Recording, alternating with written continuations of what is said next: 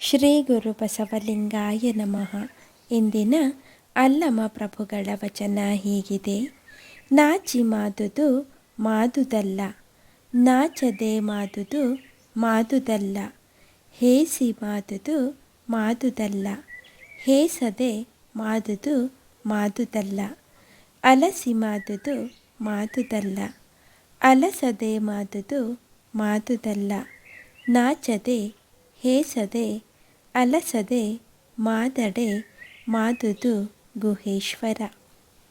ಈ ವಚನದ ಸಾರ ಹೀಗಿದೆ.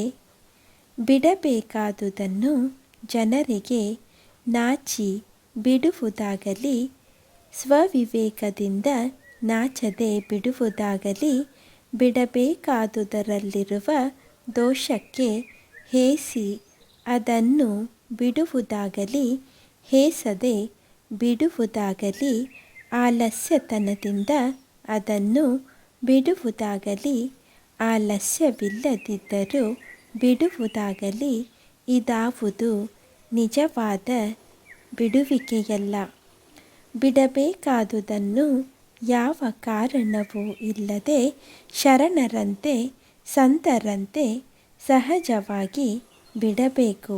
ಅದೇ ನಿಜವಾದ ತ್ಯಾಗ ಅಥವಾ ಬಿಡುವಿಕೆ ಎಂಬ ಅಲ್ಲಮ ಪ್ರಭುಗಳ ಸ್ಪಷ್ಟ ಭಾವ ಅವರ ಈ ವಚನದಲ್ಲಿ ವ್ಯಕ್ತವಾಗಿದೆ. ಇಂದಿನ ಮಾತು: ಎಲ್ಲವೂ ಅದೃಷ್ಟದಿಂದಲೇ ಘಟಿಸುತ್ತದೆ ಎನ್ನುತ್ತಾ ಕುಳಿತರೆ ಏನೂ ಸಾಧಿಸಲಾಗದು. ಪ್ರಯತ್ನಿಸದೆ ಫಲ ಬಯಸುವುದು ಒಂದು ಅಪರಾಧವಾಗಿದೆ. ನಮ್ಮ ಪ್ರಯತ್ನ ನಿರಂತರ ಜಾರಿಯಲ್ಲಿರಬೇಕಾಗಿದೆ. ಮನೆಯಿಂದ ಹೊರಟು ಇನ್ನೊಂದು ಗಮ್ಯ ತಲುಪಿದಾಗ ದಾರಿಯನ್ನು ನಾವು ಎಂದಿಗೂ ಮರೆಯಬಾರದು.